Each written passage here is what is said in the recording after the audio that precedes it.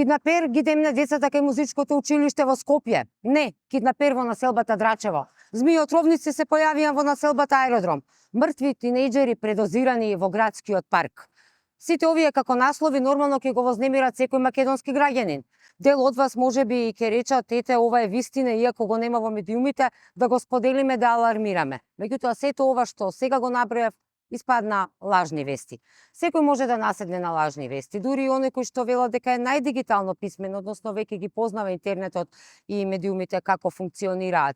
Меѓутоа не е така. Според некои истражувања, дури секоја трета содржина од 5 е лажна вест на социјалните мрежи.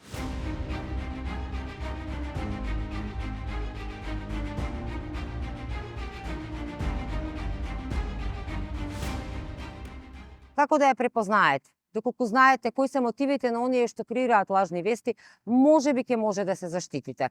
Велат дека едните го прават тоа за да добијат повеќе кликови. Што повеќе кликови, толку поголема можност да си ги наплатат фолоерите на своите профили и така натака. Другата е политичката манипулација. Нормално да се дискредитира противникот и да се добијат поени за својата партија. Кај нас политичарите не се толку ширачи на лажни вести, колку за жал на невистини некогаш и лаги, кои што многу ретко ги разликуваат. Бидејќи знаете, вие да кажете дека одреден пат ќе биде изграден во 4 годишен мандат и да не го остварите тоа не е лажна вест, тоа е лага. Третата е бизнис манипулација, да се уништи конкурентот, односно да се добијат некои поени, конкурентот да има помалку профит, вие повеќе профит. И третата манипулација се чини онаа која што е најопасната, е најбезболната, односно манипулација од незнаење. На секој може да му се случи да прочита некоја информација, посебно доколку ја прочита кај некој свој пријател на кој што му верува, да помисли дека е таа вистина и да ја сподели, како што рековме, со цел да ја подигне јавната свест. Таа информација е лажна и во тој случај и вие и оние што ја споделиле сте учествувале во ширењето на тие лажни вести. По принципот 100 пати повторена лага станува вистина, оваа лажна вест се шири со москавична брзина. Секое ширење по дефиниција и по пракса на лажните вести значи дека всушност некој има свесна намера да наштети, да направи штета на одредена институција, човек, организација, демократски процес и сака да оствари некаква корист или пак да направи некоја штета поради свој личен интерес. Така што нема намерна и ненамерна.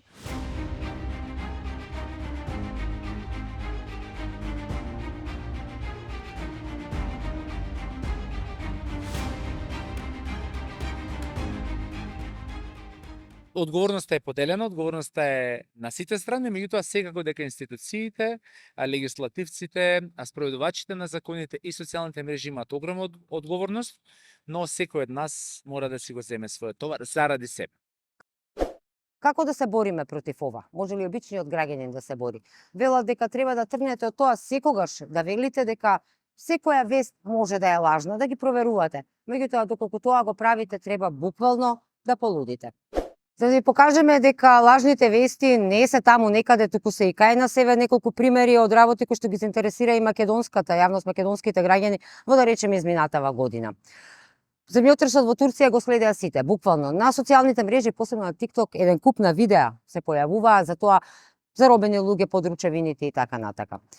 Еден британски комичар објави видео кој што се гледа дека цунами доаѓа накај брегот, по земјотресот накај брегот на Турција. Првиот момент, само во првиот час, беше видено над 300.000 пати. Тој потоа виде, некој од коментарите му сугерираше дека видеото не е од Турција, туку се работи за цунами во Индонезија години претходно. Тој потоа објави уште едно видео демант дека му сугерирали дека тој проверил и навистина не се работи за цунами во Турција, меѓутоа таа негова објава ја виделе само 3.000 луѓе. Значи имаме 300.000 луѓе кои што ја виделе лажната информација и поверувале во неа, наспроти 3.000. Два медиуми во Романија приферувале лажни снимки, лажни вести, лажни информации за војната во Украина. Што е уште пострашно. Снимките кои што ги емитувале подоцна е утврдено дека се работи за снимки кои што се од видеоигра. Во едниот случај на една романска телевизија, дури овие снимки биле коментирани во моментот од страна на бивш министер за одбрана и специјалист по војна технологија, ги коментирале овие снимки и зборувале за тактиката на украинските и на руските војници. Значи да повторам, снимки од видеоигра. Дека не сме имуни ниту ние на лажни вести, говорат и примерите што се од кај нас. Излезе информација дека некоја си грчка хакерска група успеала да го хакира Министерството за образование, па дури се појавува и снимки од видеокамера, од вработени внатре како работат, одат навака натака, потоа Министерството образование демантираше. Информацијата за мртви средношколци, кои што се пронајдени во парк, кои што биле предозирани од дрога која што им била подметната во кафулињата со цел да се направат зависници и така натака. Оваа информација со москавична брзина се прошири из целата македонска јавност, ја споделија и ладни и лјадници луѓе. Една од тие луѓе е и еминентна универзитетска професорка во Македонија. Уште еден таков пример е и информацијата која што целата балканска јавност ја загрижи, а тоа е убиството во основното училиште во Белград. Веднаш по информацијата дека сторителот е малолетниот Коста, излезе една фотографија од него каде тој ја држи раката како да симулира пиштоли. На фотографијата е странец, дете од Романија, кое што дури стасало и до него дека неговата фотографија се користи за да се илустрира масовниот убиец од Србија. Тој дури и направи видео во кое што ја информира јавноста дека тоа е негова фотографија, дека фотографијата е од пред 2-3 години, го докажа тоа пообјавувајќи и други фотографии од други агли и така натака. Дел од медиумите се извинија, дел ја избришаа фотографијата, бидејќи оваа фотографија се најде и на сите медиуми на Балканот. Лажните вести се многу. Одговорност за нив има или нема. Како е кај нас? Како се развива технологијата, се развиваат и обидите сите овие лажни вести некако да се стават и во правна рамка.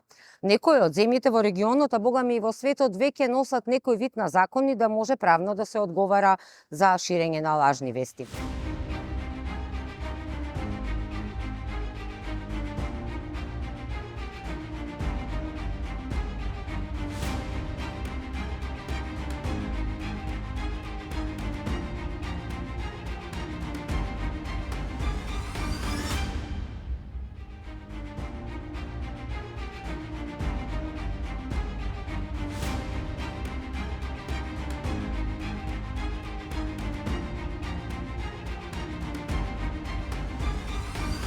Меѓутоа сега за сега во Македонија за лажна вест може да се одговара само доколку со неа сте предизвикале сторување на некое друго кривично дело. Лажните вести се неправо поведение. Тоа во сите држави е неправо поведение и кај нас е неправо поведение. Во зависност од тоа кое добро е нападнато со лажната вест, зависи и одговорноста според таа лажна вест. Доколку се работи за лажна вест која го напаѓа некое лице во однос на клеветнички изјави, тогаш се одговара по согласно граѓанската одговорност за клевета, која што е предвидена како граѓански деликт и се суди во граѓанскиот суд во судовите кои што судат граѓански деликти. Доколку е нападнато неправо со лажната вест која што законодавецот оценил дека се прекршува одредена правна норма која што е од значење за државата и за граѓаните и за тоа воспоставил одредено прекршочно поведение, односно неповедение, тогаш се одговара прекршочно за таа лажна вест, се изрекува одредена глоба доколку се ефектуира таа лажна вест и се лиферува во медиумите и предизвика таква штета. И третото и најтешкото е кривично правно действие кое што е најтешко казниво поведение за лиферување на лажни вести, меѓутоа тоа е обременето и со други обележја на соодветни кривични дела кои што треба да бидат исполнети и тогаш веќе се бара ангажмани и од јавното обвинителство за кривично гонење, каде што и санкциите за овие лажни вести се многу потешки од засторителот. Но и во Македонија сериозно се работи на тоа да се донесе некоја правна рамка. Како што сме информирани, банкарскиот систем, но и здравствениот систем се повеќе притискаат да се направи некоја форма да се одговара за ширење на лажни вести. Зошто?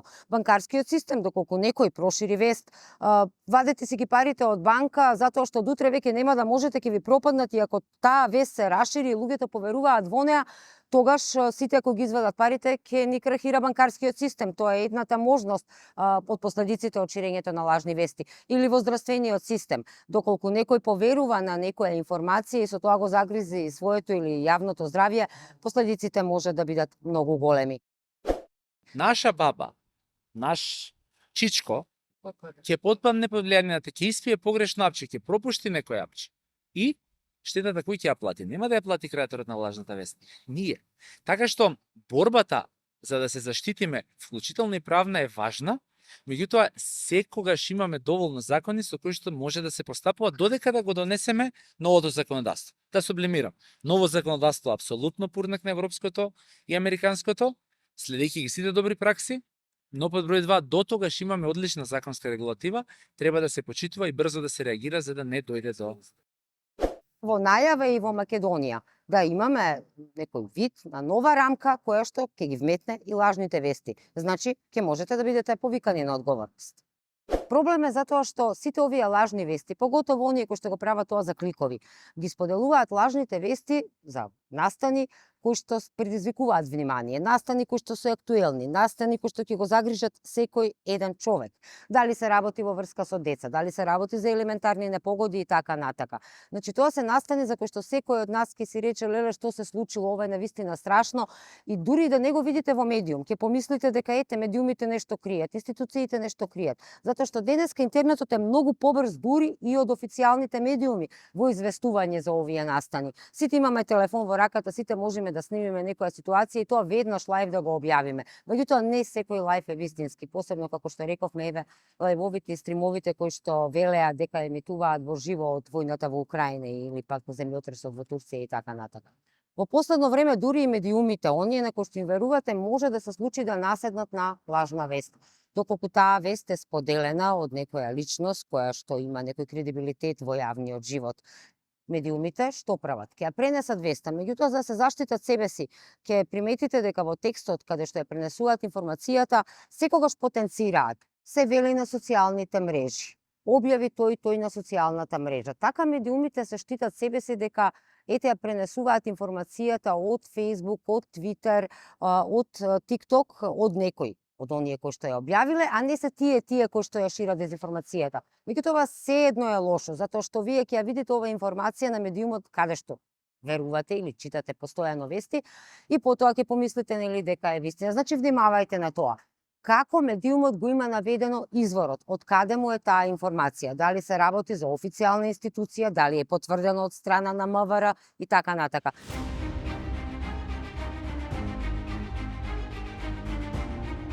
Проверите дали таа фотографија ја има на Google Photos, да речеме, или тоа видео. Дали е објавено тогаш кога се вели дека е објавено, или пак доколку го видите дека е објавено, како во случајот со цунами доаѓа на брегот од Турција, всушност се работи за фотографија од цунами во Индонезија години и години претходно, тогаш ќе сватите дека се работи за лажна информација. И уште една работа која што може да ја направите, ова посебно важи за TikTok. TikTok не ја објавува датата, не го објавува, не е читко, веднаш само видеото може да го скролите, да го скролнете и да го видите. Секогаш проверувајте барем коментарите, кога се коментарите, дали се од овој час или се од пред, да речеме, година, дена, 2 години и така натака, за да може да добиете информација. И секогаш проверувајте дали се работи за релевантниот извор, дали релевантниот човек е тој кој што стои за информацијата. Има многу лажни профили. Лажни профили со имење и презимење на јавни личности, лажни профили со имење на официјални медиуми, а всушност не се работи за медиумот. Проверете секогаш и линкот докаде што ве води таа информација, доколку ве води на некој линк, дали е вистинскиот сајт или пак има додадено некоја буква, некоја цртичка и всушност ве мами дека се работи за тој сајт, иако изгледа потполно исто. И покрај сите овие техники останува тоа да сите, ако ништо друго, се обидеме да бидеме совесни. Да знаеме дека со споделувањето на лажна информација може да предизвикаме последици големи. Да бидеме совесни, да бидеме внимателни. Не споделувајте секогаш се. Прво, бидете сигурни, дека тоа што планирате да го споделите е вистина, а не лажна вест.